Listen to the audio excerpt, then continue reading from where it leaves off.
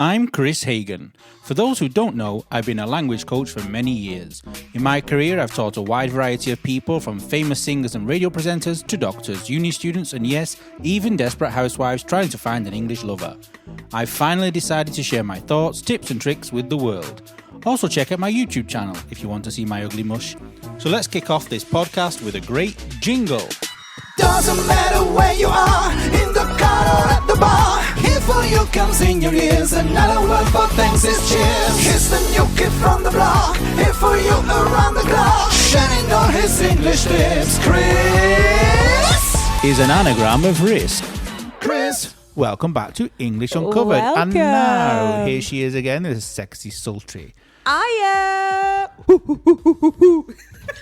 Well, the sexy and the sultry just went right out of the window here in Woking. Do you say it walking or Woking? Are you posh?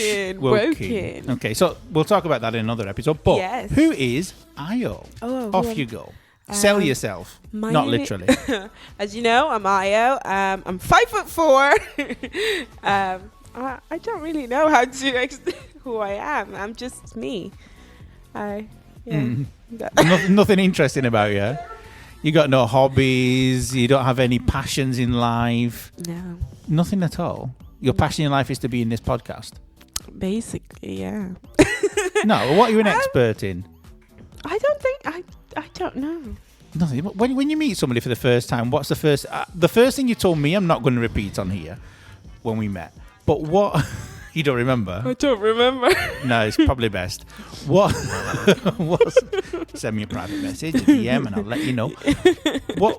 How would you introduce when you do like these stupid icebreaker things at work? And you go, "Hi, I'm Io." Blah blah blah. I'm like at work when you start a new job. How do you introduce yourself? We don't do icebreakers anymore. No. Thank God. Yeah, that's terrible. And so you don't speak to anybody, colleagues, nothing. I say, "Oh, hello, how are you? My name is Io," and that's about it. But you were born in Nigeria. No. Where were you born? I don't tell them anything. No. Oh God, Shane, help me. Where were you born? I was born in Nigeria. Okay, right. Good start. Lived in Nigeria until I was 7 or 8. I'm not sure. What's it like over there? Do you remember much? I remember it. It was fun. It was fun. We had so much fun. The weekends, I remember my neighbors and we would go outside and we'd play football, and we gather money together and we buy treats for ourselves, and summer holidays we would have like a street festival. Right. Is it always for the hot children? Over there? Yeah. So is it always summer basically? Yeah. But we do have raining season and dry season and stuff. So you left there when you were 7 and you went to Ireland. Yes. Okay. So my dad moved to Ireland in like 2003, and then he came back, and then in 2005 we went. Mm-hmm. He came and he took myself and my siblings to Ireland, and and you've got a sister named after either an Italian ferry company or a big whale, but she's not a big whale. She's very, very nice. Moby. Very easy to remember. Oh, also, there's a singer, Moby. She's great. She's fantastic. I remember the heels on the cobbles. Yeah. she was pregnant when we met her. In Leeds, and she was like 6 months pregnant, like heavily pregnant, and she in came out in like heels, and she's like bouncing her head. Yeah, she's a great woman. She's very good, yeah. And so the future for you, where's it going to be? Here in England? I hope not. Why? Why not? I don't like England very much. I'm only here for like job opportunities and to progress in my career, and then hopefully be able to move anywhere in the world. And just not here. Yeah, just not in England or Ireland. I love Ireland, but Ireland is just... I think Ireland and England are just the same. The weather is terrible, it's expensive, and... But I like rain, so I'm happy here. No. Okay. So we'll slag off England a bit more in the future. Sorry. That was your wonderful introduction. Yeah, that's me. And we'll speak to you soon. Yes. What's next, Kris? For Johnson, baby, please turn on the bumper deep in for me. Let's pop some con and talk about ways. For Johnson, baby, your princess now replaced our queen. So while Fern's just having a swig of her white wine, I'll introduce her. It's Fern. Hello. Fern is back. Named after Fern Cotton, we have to change the story, remember? Okay. So going back to your job, okay, what is genetic testing? So Go on, tell us. So genetic testing. For those who don't know, like me. Yeah, trying to kind of make it at the most basic level. So Thanks. You're trying to say I'm stupid. the most easy to understand. I didn't go to Oxford. Sorry, Fern. She did. So we're looking for changes in a person's genes.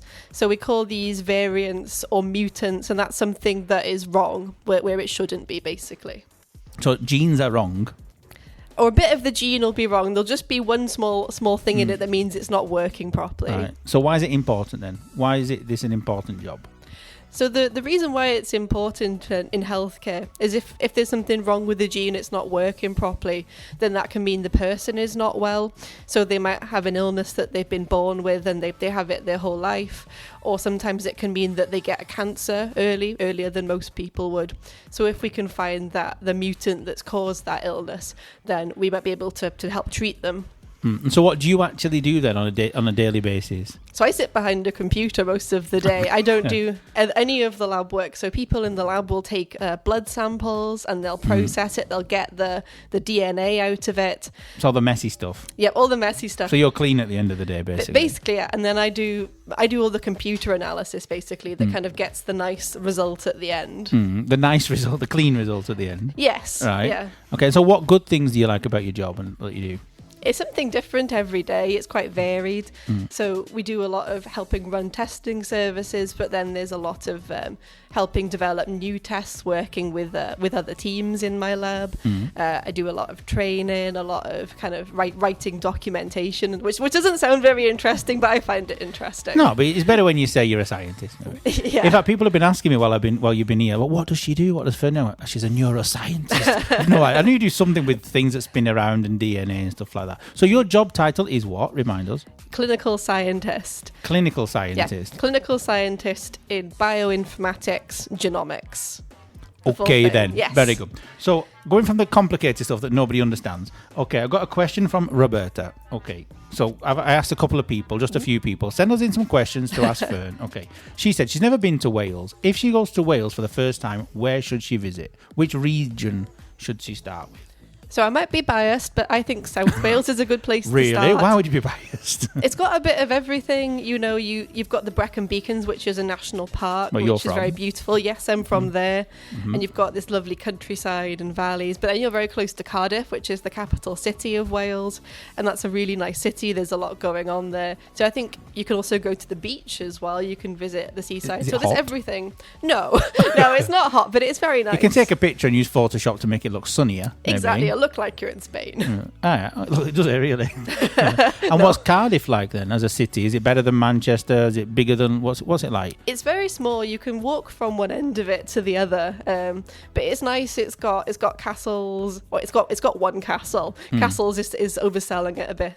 But a real castle, like yeah, with it's got a walls real and a castle roof with and walls, everything. and it's got like a drawbridge that comes down. Oh, fancy. Yeah, in fact they have concerts at the castle. I've never been to one, but yeah, you can see a concert in the grounds of Cardiff Castle. We have to organise it. So the region then we're going to send Roberta to is South Wales. okay, which is the whole south all the way across. Then, what's on the southwest of Wales? So southwest Wales, that's kind of the west coast of Wales. It's its own thing, really. It's very. It's divided from the south. Let's say the south is more like what you said. Let's say the southeast. Go to the southeast to be specific. And the Rhondda Valley is in the south. Then it is that's kind of going more west from Cardiff. Then you'll be into the Rhondda Valley. so Brecon Beacons are nicer than the Rhondda Valley. I think so, though I am biased. Did you hear that, Ian? Okay, right. All right, thank you very much. We'll speak to you next time. Bye. Your princess now replaced our queen. Just a bit of adverts. At Kris Hagan Language Institute, we don't only teach English. Go over to www.chrishaganshop.com to find out all our offers on all our courses. Get in touch and you too could be studying with one of my fantastic team. She likes to go line dancing 5 days a week. She danced so much she had to get on your knees. Her cheese and onion pie is the very best. Or try her baked tart and forget the rest.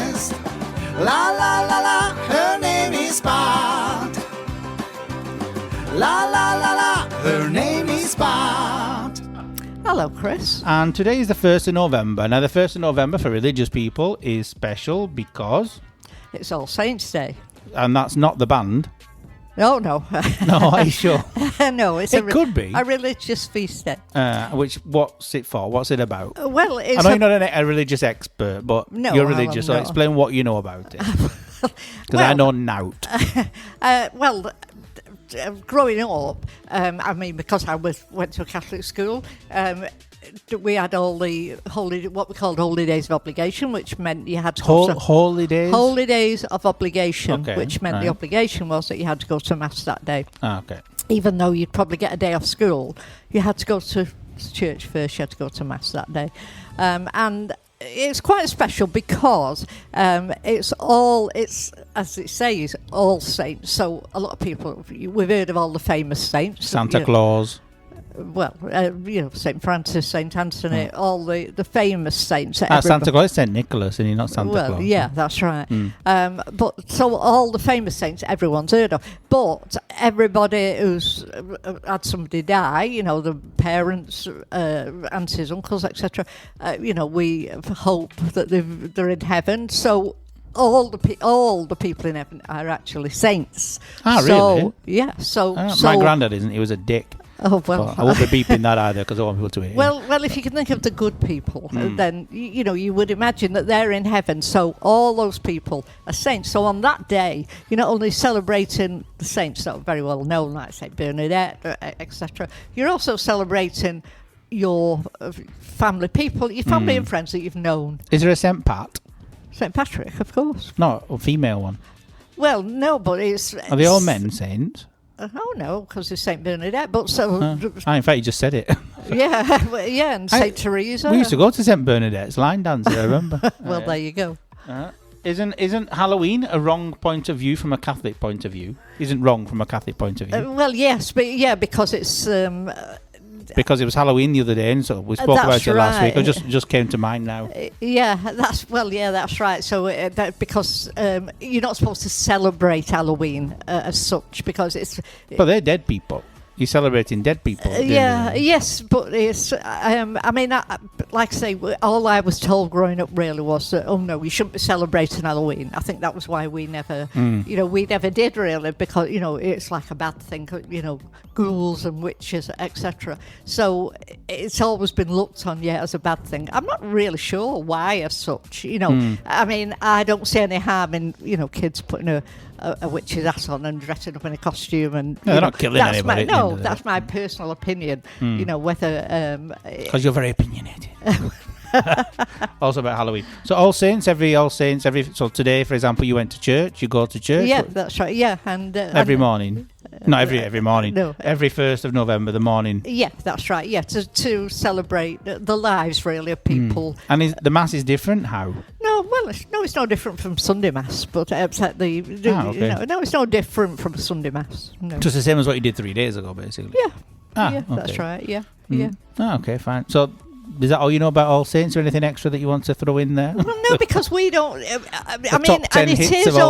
It is only really the people who, like as you put it, the religious people who would celebrate it. I mean, the rest of the people don't even probably give it a second thought. It's probably more in Italy where it's. More of a holiday. Okay, so there you go. So now you all know what All Saints is for all you non-religious people out there. Thanks, Pat. You need to activate your sexy. Silk and smooth and snap. Now lean with it. Throw a little sheen in it. Say bat, dishes back.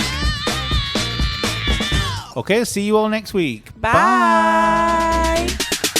Doesn't matter where you are, in the car or at the bar. Here for you comes in your ears, another word for thanks is cheers. Here's the new kid from the block, here for you around the clock. Shining on his English lips, Kris is an anagram of risk.